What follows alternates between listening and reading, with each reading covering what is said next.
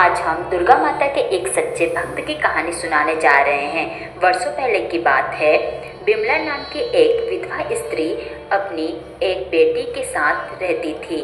वह बहुत ही गरीब थी और दूसरों के घरों में काम करके अपना घर चला रही थी। विमला माँ दुर्गा की बहुत बड़ी भक्त थी। वह प्रत्येक वर्ष नवरात्र के समय में माता दुर्गा की पूजा करती और उनका व्रत भी करती थी।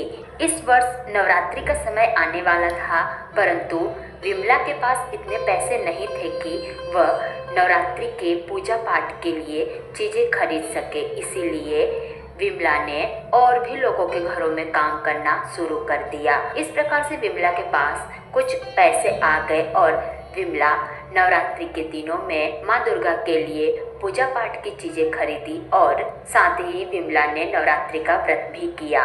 इस प्रकार से विमला ने नवरात्रि के प्रत्येक दिन माँ दुर्गा की पूरे सच्चे मन से पूजा पाठ करती और उनसे सदैव ही यह प्रार्थना करती कि आप मेरे हालात सुधार दीजिए।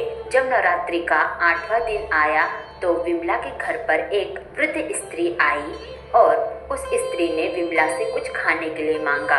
विमला के घर में कुछ भी खाने के लिए नहीं था, परंतु जो कुछ भी थोड़ा बहुत था विमला ने उस स्त्री को दे दिया। तब उस वृद्ध स्त्री ने विमला को एक पोटली दी और बोली कि इस पोटली को तुम दशहरे के दिन खोलना। उस वृद्ध स्त्री के कहे अनुसार विमला ने उस पोटली को दशहरे के दिन खोला। जैसे ही विमला ने उस पोटली को खोला तो वह देखकर आश्चर्यचकित रह गई कि इस पोटली में बहुत सारे सोने और जेवरात रखे हुए थे।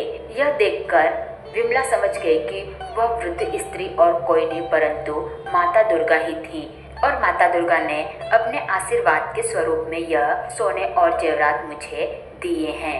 और विमला ने माता दुर्गा को धन्यवाद कहा।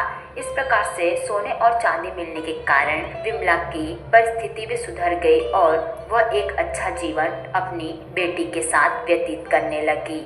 इस प्रकार से जो भी व्यक्ति पूरे सच्चे मन से माँ दुर्गा की भक्ति करता है और उनकी आराधना करता है तो माँ दुर्गा सदैव ही उसकी मदद करती है और उसके जीवन में आने वाले सारे मुसीबतों को भी दूर करती हैं और माँ दुर्गा अपनी कृपा सभी पर बनाए रखती हैं।